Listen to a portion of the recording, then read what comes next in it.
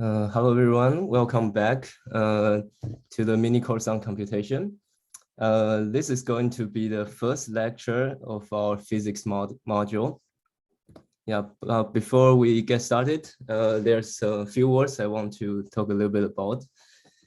Yeah, first, thanks for CJ initiated the Discord, and the link is provided in the email. You all are welcome to join. And also, I encourage you all, like here on the Zoom, keep asking questions like what you did in the previous lecture. That was really helpful and really interesting as well. Yeah, I might not be able to answer all the questions. Yeah, but thanks to all the teaching staff for responding as much as possible. And I'll also take a look and incorporate the questions into the lectures next week. So your questions won't be wasted.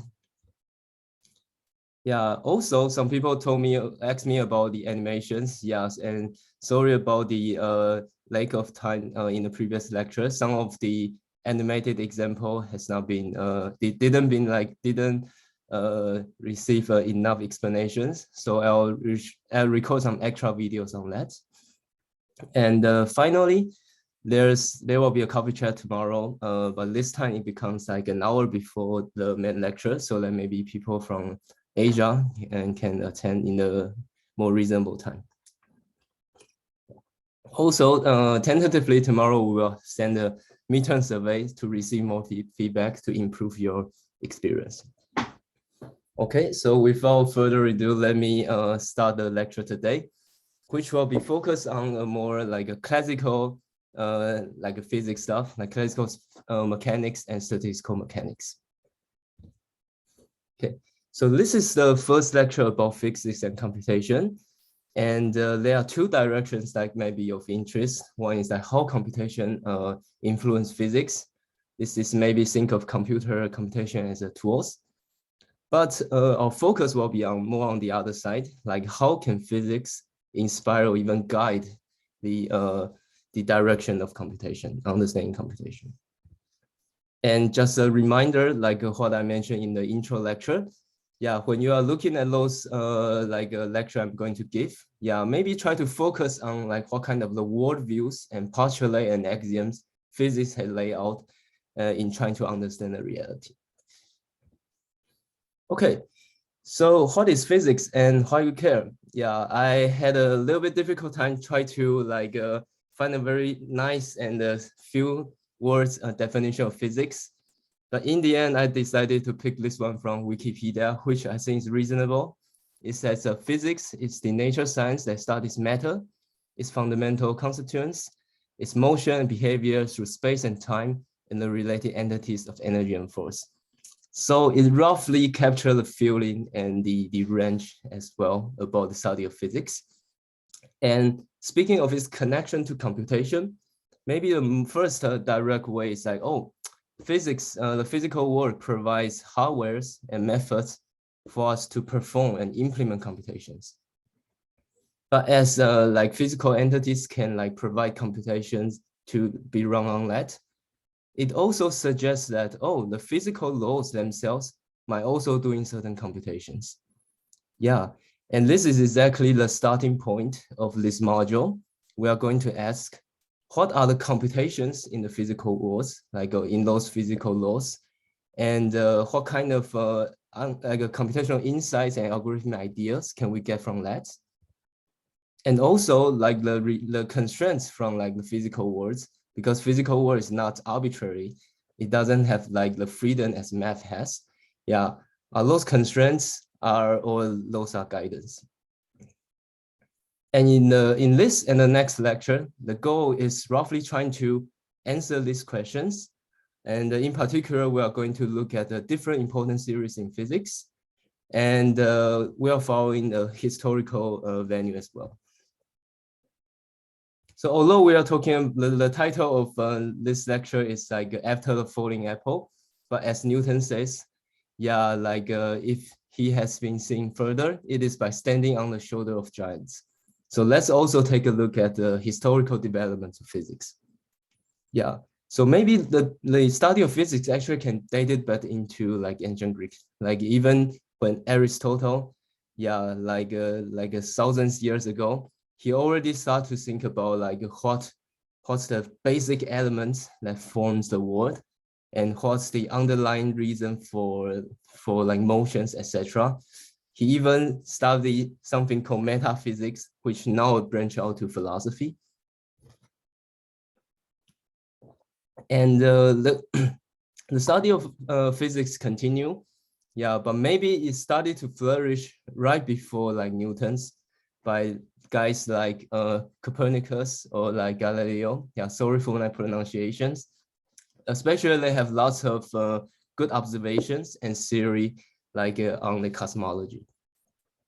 And later, then we all know like Newton, after maybe the folklore says after he hit by the apple, yeah, he now then have a great theory of gravity as well as a very well-known Newton's law.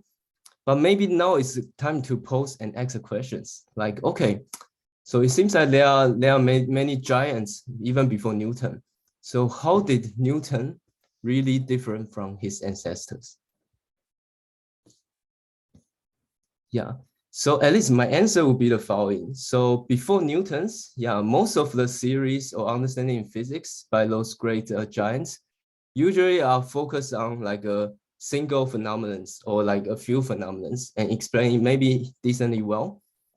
But what really makes Newton distinguished is like he basically given like axiomatization and a unification to understand the physical world. Yeah, and let me try to use this famous Newton's 3 laws of motions to explain this idea. So basically, Newton's law, yeah, you can think in this abstract way. It tells you that if you give me the initial configuration of the physical world, like atom-wise, like you tell me the positions and the initial speed, etc., about the atoms. And then I just follow these 3 laws of Newton's, the law of the inertia, F equals to ma, action equals to reaction. And then I can exactly tell you after how much time those atoms, the whole world will evolve to what state. Yeah. Although you can imagine this might be a crazy computation or like a crazy stuff, but in principle, Newton is suggesting that if you believe in these 3 like quite intuitive laws, and he also kind of argued it makes sense, then this is actually a deterministic and a mechanical model for the whole world, whole physical world. So it's not only about like trying to understand specific system, like, I don't know, like for example, the specific like how sun move or how moon move. It is about any possible things in the physical world. Yes, so if we take a step back, basically this actually already hinted a little bit about the computational aspect of the physical laws by Newton. In particular, I think like Newton's law provide a computational model for the physical world, like through Newton's laws, yeah, or like its gravity theory, etc. In the sense that, for example, if you remember in high school, some of you may take a physics class. Yeah, you encounter lots of questions like, oh, I give you some settings of some objects, and you need to tell me how it moves.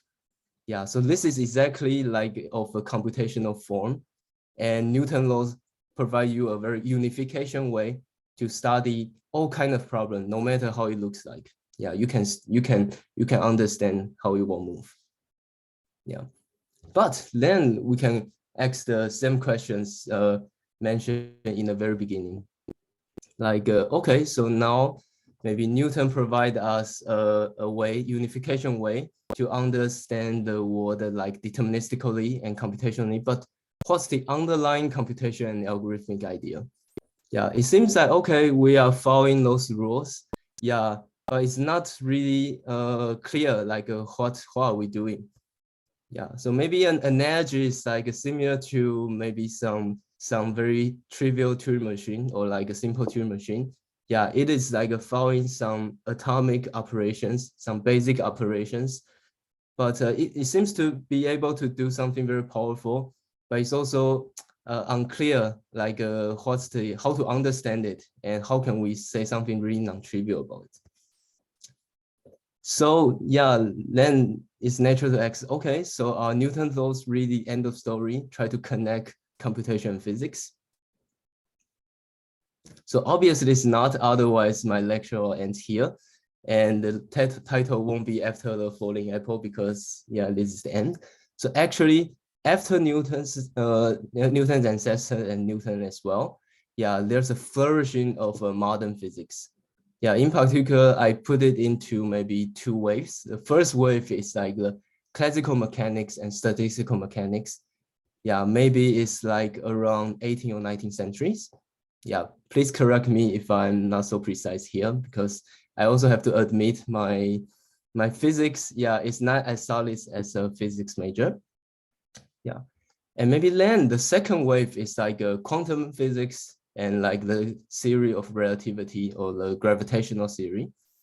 Yeah, and both waves of developments, they create lots of new non-trivial understanding to the physical worlds. And in this lecture, we are going to focus on the first wave, the classical mechanics and statistical mechanics. And in the next lecture tomorrow, we are going to focus on quantum and gravitational theory. In particular, other than like introduce the basic idea, I also want to shed light on a little bit on what's a computational view of each theory. And in particular, I want to like inspire you to think about what's the underlying computational algorithmic insights of different physics theories. Okay, so hope so far I motivate you a little bit to sit down with me to look into some basic of physics if you haven't seen them for a long time. But I promise I will stay in a high level way, yeah, so that you can just have a feeling on what's the worldview they created. Okay, so let's start with classical mechanics. And before I really delve into their setup, maybe let's have an abstract view of what Newton's law or Newton's world give us. So Newton's law, Newton's mechanical world basically is like licensing something we can call it the three-dimensional Euclidean space. Yeah, for example, it's like you start from some initial settings. For example, now we use a cat to represent the whole world. Yeah, and follow the Newton's law. Yeah, you kind of can predict and understand how the cat will evolve, how the whole universe will evolve. In particular, all this evolution lies in this three-dimensional Euclidean space. Yeah. However, yeah, we also know that the cat cannot arbitrarily move in this three-dimensional Euclidean space, in the sense that the three-dimensional Euclidean space just like this, like the 3D space we live in. Yeah, there are some constraints. Yeah, it cannot directly jump to anywhere, etc. Yeah, so it seems that the physical worlds actually have more constraints, have more structures and geometry. Yeah, and how can we attempt to model that and incorporate it into our physical theory? So this is exactly, I mean, from in retrospect, the starting point of classical mechanics. It is like trying to jump out of the Newton's three-dimensional Euclidean space and think in other spatial geometry space. And let me try to illustrate this to you. So the first concept is something called configuration space. Yeah, so if you are not very familiar with some mathematical fancy terms like manifold, you should conveniently think of it as some surface, like here is the surface in a high dimensional space. Yeah, and if you cannot think in high dimensional space like me, feel free just think in the three-dimensional space. There's a surface. Yeah, and what this surface is about, now different from Newton's Euclidean space, in the configuration space, each point on the configuration space represent the whole world. One possible configuration of the whole world. So in this example, it's like when this cat is in this special posture, it is on this point of the configuration space. And if it is in the other, then it's in the different points. So this is configuration space. So now we no longer thinking of objects are like lots of stuff moving inside a Euclidean three-dimensional space. We think of them jointly and collectively moving on a configuration space, which is super large dimension. And the surface can also look very spatial. Yeah. And it turns out that there's also similar notions which people later found actually mathematically nicer. Yeah, but I introduced it later because configuration space is easier to grasp at first glance. And this second thing is called phase space. Yeah, so it's more than configuration space in the sense that we also add some additional properties, yeah, to the configurations. For example, yeah, now one point on the phase space might represent a cat's current position as well as its velocity.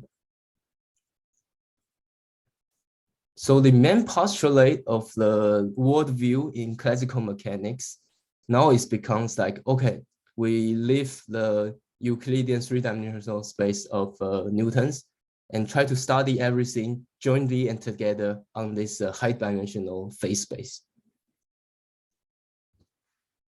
Yeah, but then now if you accept using a point of the phase space to represent our current world, for example, at this very moment, we might be at this point A, then a natural question would be asking, okay, but starting from this current configuration, yeah, at time A, which path we are going to take on this huge phase space?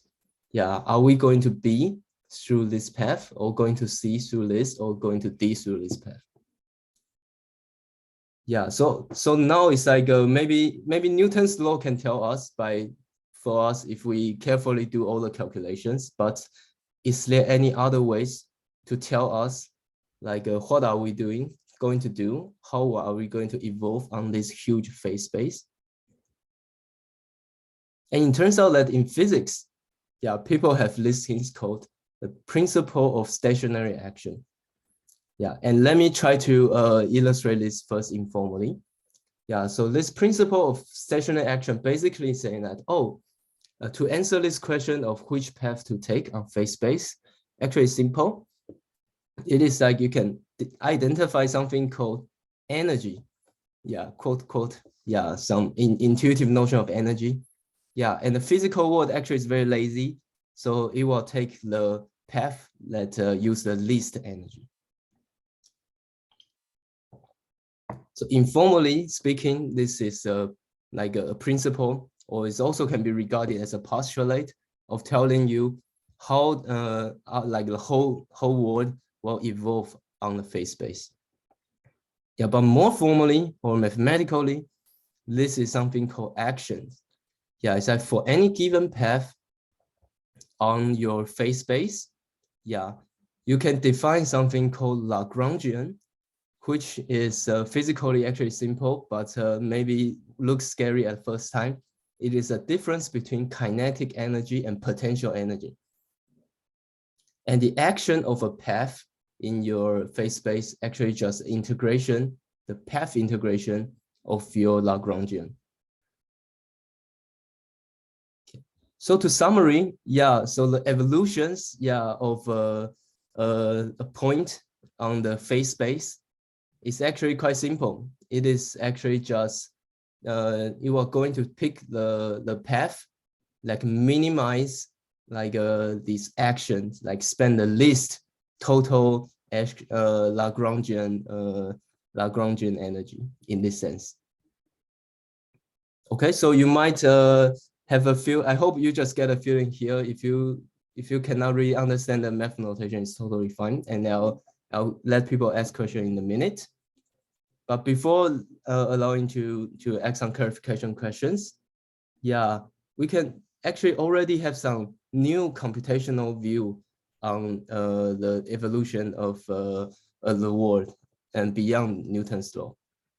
In particular, the principle of stationary action actually tells us that there exists a single quantity, yeah, which is the action here, or like the energy intuitive notion, that actually can tell you, that can guide you about like how the world is going to evolve. In particular, this evolution actually is kind of like a minimization operations or the computations for the total actions. So unlike in Newton's view, let's make a simple comparison here. It's like it's the evolution of the physical world is following these three laws, and then you can do this calculation on every point. This view of from classical mechanics, or specifically from something called Lagrangian mechanics, tells you that there's a single quantity and its minimization problem captures the evolution of the physical world. Yes. So then you might next ask, okay, so it seems that now we have something slightly more beyond Newton's law. Yeah, it is something not so arbitrary. It is about like minimizing certain quantity, but can we really do that, and how useful can that be? Yeah, maybe as a short illustration before I let you ask questions is the following. So it turns out that for physicists, they indeed have a way to calculate this action. For example, they can write down this kind of figures, like where the x-axis is all the possible path, and the y-axis is the action. Yeah, so basically, if you can write this down and you find the smallest one, then this is the one that postulated by the principle of stationary action that will be the path you are going to evolve on the phase space. But mathematically or like mechanically, if you really want to find it, this path, this figure might be so huge you cannot really write it down. Yeah, there's also some mathematical ways through something called Euler-Lagrangian equations for those who are interested in. Basically, it gives you some conditions about whether this action is locally like stable and locally minimal. So that's why it's called stationary action. And this gives you also a very mechanical and calculable way to do this. Yeah, but for those who are seeing this for the first time, I encourage you to ignore what I say in the previous 30 seconds. Just focus on the view of the principle of stationary action. Give a single quantity, which minimization tells you the evolution of the physical world. Okay, so now it's a great time, yeah, for people to ask questions. Yeah, and also I encourage you, for those who, even if you don't have concrete questions to ask, you can also go to Vvox and then like the question you like, so that I can also see which question receive more attention. And in the meantime, yeah, also recommend people who interested in this kind of geometric view of the world, you can go to Eric's advanced section. I think it is tomorrow. Okay. Yes, someone was saying, so we would say that nature is influenced by algorithms that seek to reduce and maximize a certain quantity. This is something I'm trying to say in this classical mechanics sense. Yeah, if you study the world through the lens of classical mechanics, and basically telling you that in hindsight, it is trying to think of the evolution of a world as an optimization problem indeed, yes. And in particular, it's a single quantity rather than it's like there are super complicated things to do. So actually, it's quite crazy, like quite simply and beautiful. Yeah, but just to give you a reminder, actually the Lagrangian can also look a little bit scary. So although it is minimizing one thing, but itself potentially can still be quite scary. Okay, maybe I'll take one more question. Okay. Someone asks, can I clarify how Newton's law can be considered as computational model? Yeah, so maybe the way Newton's law differ from like the classical mechanical world's view is that Newton's law is more like locally you apply it on all the atoms or like rigid objects in your world. Yeah, So actually, I'll have a slide at the very end, roughly kind of explain that. But intuitively, the Newton laws is that you need to apply this like simple 3 laws, but on all the atoms. Yeah, and then jointly solve this system of equations, something like this. Yeah, and this itself looks also computational a little bit because you need to do some local computational on each atom to calculate their evolution. Okay, so I hope this clarify yeah, what we have talked about so far. And let's move on a little bit. Yes, so previously I hope I already convinced you classical mechanics or like this specific instantiation of Lagrangian mechanics give us a worldview of thinking of the evolution of physical world on the phase space through minimizing the total action. But is this really useful? Like, can we really use it as like computations to do whatever we like? For example, embedding some problems inside the physical world. Yeah, so indeed, although this is very beautiful and elegant, but there's also have some problem that make this not so feasible in the sense that the precision of the measuring result of the initial configurations actually matter a lot in the following sense. So there's something called chaotic phenomenon. I try to mention a little bit in the intro lecture. But what it really means in the context of phase space is the following. Yeah, imagine that you now maybe started from like a point on the phase space. It is our current moment. But somehow maybe your measurement of the current position and velocity maybe is not so incorrect. So maybe what you really you measure is here, or maybe another people measure it. It thinks, oh, we are actually here. Yeah, so you probably cannot exactly know and measure where you are now, but because the Lagrangian can be so complicated, so even a small perturbation of where you are in the beginning can result you in very, very different end positions and configurations.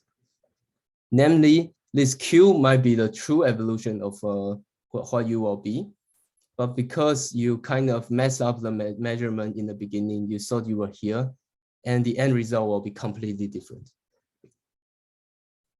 So that is to say, although the dynamic of the classical mechanics is totally computable, because you just write down the Lagrangian and do the minimization, but it is still like not so useful and unpredictable in the sense that if you cannot measure the initial configuration that well, the result you get probably just absurd and doesn't really make sense.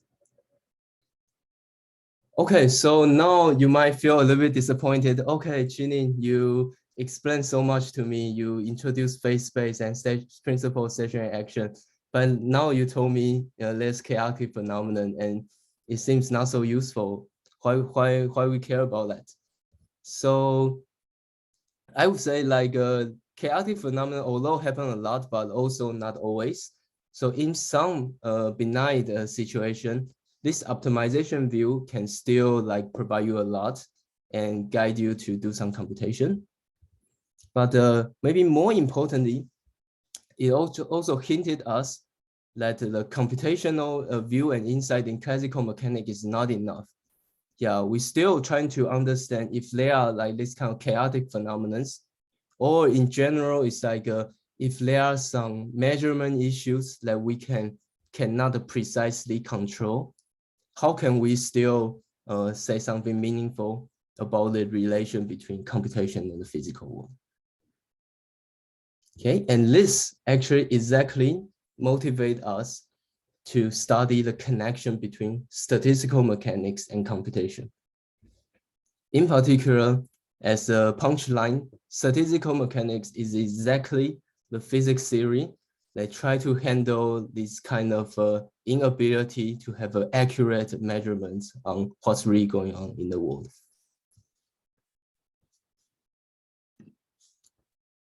So let's start with a very important concept in circular physics called microstate and macrostate, which exactly trying to capture the previous annoying the measurement problem mentioned earlier. So what is a microstate? So you can think of a microstate is exactly a point on our favorite phase space. Yeah, it is a configuration of all the atoms in the world. So this might be one configuration. So it's one microstate, it's another microstate, and another microstate. Yeah, and using this language, basically the chaotic phenomenon is due to the inability of us to accurately determine which microstate we are in. And since this inability happens a lot, so in statistical mechanics, people suggest us to look at the macrostate. Yeah, and macrostate, you can think of it as some statistical summary of the microstate. For example, here, if the microstate is like lots of people, yeah, a macrostate could be their average height. Yeah, another could be their average weight. Yeah, so this is something that's just some statistical summary of the huge microstate. Yeah, there are so many things contained here. But this is more robust in a sense that it's easier for you to have a good estimation of the value and like to understand what macrostate we are in. Namely, yeah, by distinguishing microstate and macrostate, yeah, we can imagine that in practice, we are able to measure, have a good and accurate measurement on macrostate. Yeah, and then now the goal could be just like, oh, after we know what macrostate we are in, we try to infer what can we say about the microstate. Yeah, although an immediate difficulty here is that, yeah, because macrostate just a statistical summary, so it might correspond to many different microstates. And this is the problem statistical mechanics will try to explain and try to solve in some sense.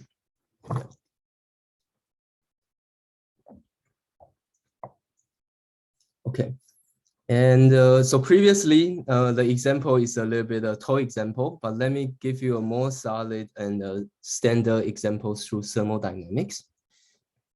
So a microstate could be an isolated system, meaning that it doesn't have any interaction with the outside world. And there are many atoms like maybe like bumping around inside this isolated system.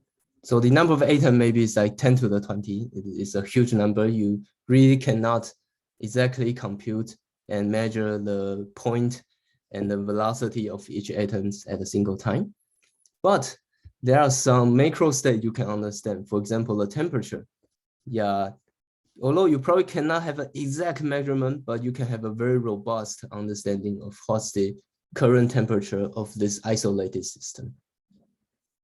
So lots of the studying in thermodynamics could be of the form that, oh, now we measure the temperature is this, and you want to infer something about the microstate. Yeah. Specifically, yeah, the simplest question we can come with probably is the following. Yeah, if we measure the temperature to be T, yeah, what's the corresponding microstate?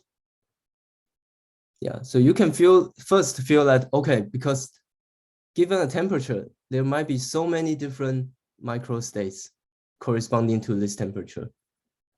And because we cannot directly have a measurement on the microstate, so it is impossible to have a definite answer saying that, oh, it is this microstate corresponding to this temperature. Instead, what we oh, sorry, this animation come too early. Yeah, instead, what the best we can hope for is actually just to build up certain a priori understanding of the microstate, given the knowledge of the macrostate. Yeah. So just to repeat a little bit, yeah, due to our ignorance and inability of accessing microstate, yeah, through macrostate, the best we can hope for is just to infer something like maybe through the intuitive notion of probability. Yeah, but we also know theoretical physics. Yeah, it is a mathematical. I mean, they believe in preciseness and formalism. Yeah, so we still try to have a better sense on what do I mean by probability here.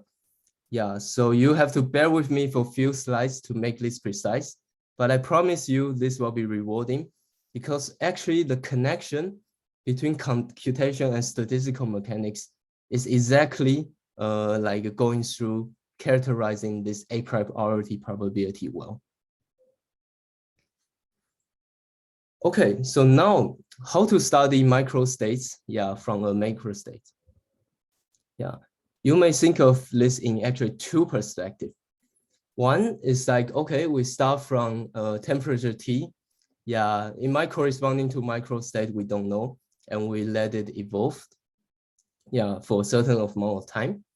Yeah, and we know that in this period of time, yeah, say the temperature, because this system is isolated, so the temperature wouldn't change by too much. Yeah, the microstate basically just like switch into other microstate, etc., and ended at another one.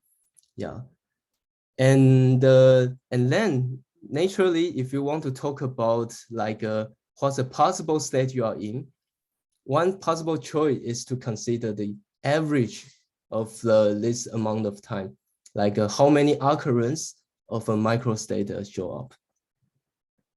Namely, yeah, if you have like 10,000 microstates, but you now have maybe 10 seconds, yeah, it might go through many microstates.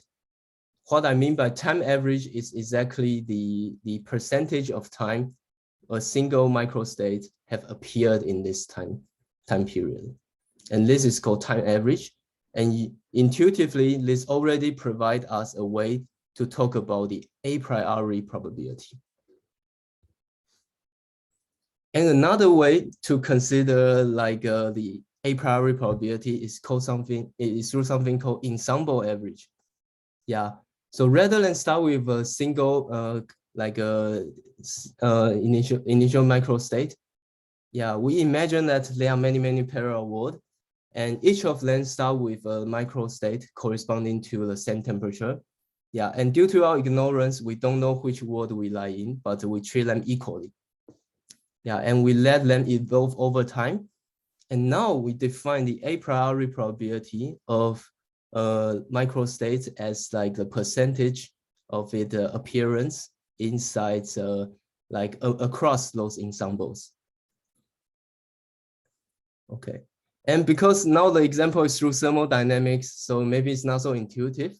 So let me use a toy example. Yeah, thinking about your weight, your body weight is the macrostate, and the real composition of atoms in your body is your microstate. Yeah, so a way to understanding the a priori distribution of your own microstate, the two ways to do it is you let yourself evolve for 10 days and somehow keep your weight state, and you do the average of all the possible configuration of your state. Or the other situation is like you imagine now, even I'm weight this much, but there are so many different ways I can compose of to have the same weight. Yeah, and I just let all the possibility to run through and do the average among them. Okay, so hope this already give you a feeling, and also give you at least let you know that properly defining what's the a priori probability actually is quite important and need to be clarified. And one last thing about this complicated slides is that it turns out that for statistical physicists, yeah, most of the situation they actually care about the case where the two type of average are the same. The time average and the ensemble average are the same. And they call this such system being ergodic. Yeah. So intuitively, you can think of like if a system is quite stable, and also in the equivalent, meaning that it won't like undergo any like huge changes. Yeah, then the ensemble average and the time average should be the same. Yeah, And this is called ergodic. And you can also take a look at the previous body weight example. It is exactly not ergodic because you know that our body probably can have like a much more complicated things going on. Okay, so after we have this kind of brief discussion on how to properly talk about the probability, a priori probability, we then can go into the main postulate of the statistical mechanics called the postulate of equal a priori probabilities, which actually exactly means that in an isolated system that reach equilibrium, meaning it's very stable, when you given a fixed macrostate, they postulate that all the possible microstates, their probability are equal. And this probability is exactly in the previous time average and ensemble average sense. They think of them also as the same. So this is an ergodic system.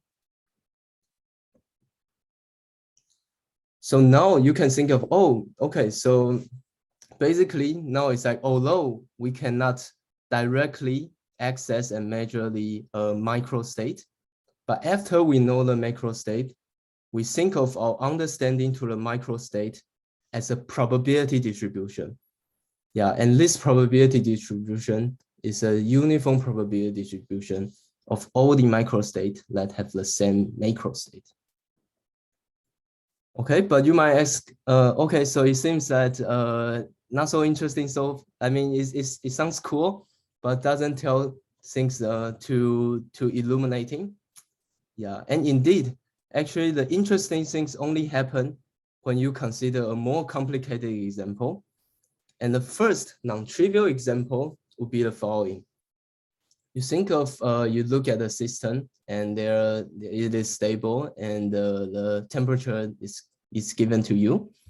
But now, instead of understanding the whole system, what about asking the microstate of a subsystem?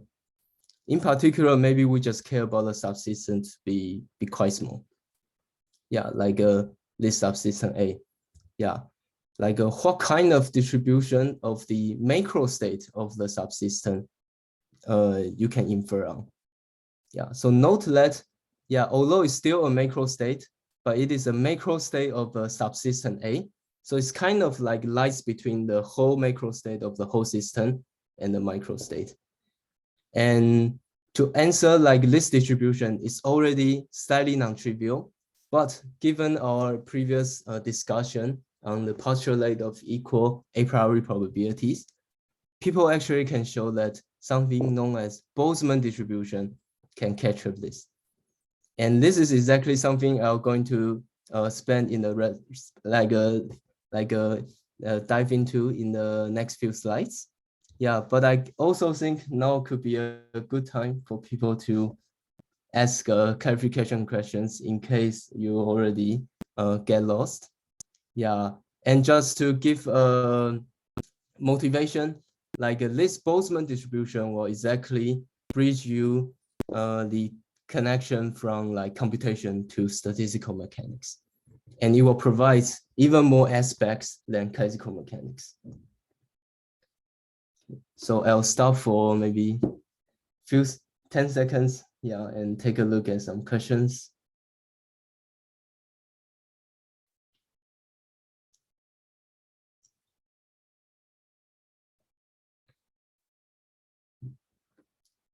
Okay, so looks like most questions still about the previous part. Yeah, I know this might be a little bit too much for people who see this for the first time.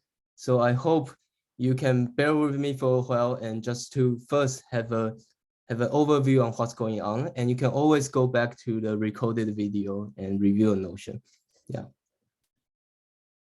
Oh, and thanks, Armin, and thanks all the teaching staff for answering the question in the Zoom chat. Yes. Okay, so finally, we are ready to see like how statistical mechanics connect to computation. Especially, we're going to study this through the lens of a priori probability. So just help you recall the setup.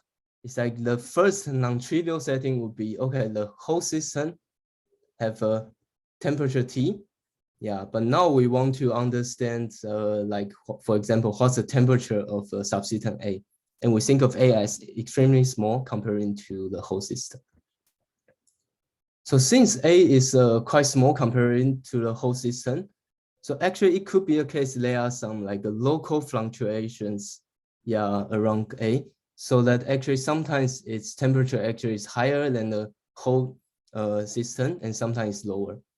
Yeah, although globally they all looks like 100 Celsius, but most of the time maybe actually subsystem A only have like 90 degrees Celsius.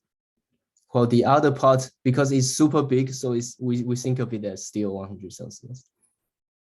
And the Boltzmann distribution tells you that the a priori probability of the temperature of the subsystem A actually follow this strangely looking, but in turns out to be very illuminating looking equations.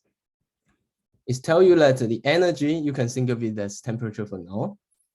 The probability of energy of A being this scale as the exponential minus E over the temperature of the whole system.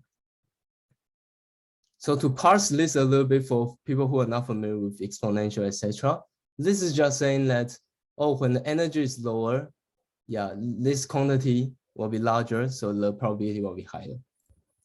And for those who are interested in this, this can be exactly derived from the postulate of a priori probability.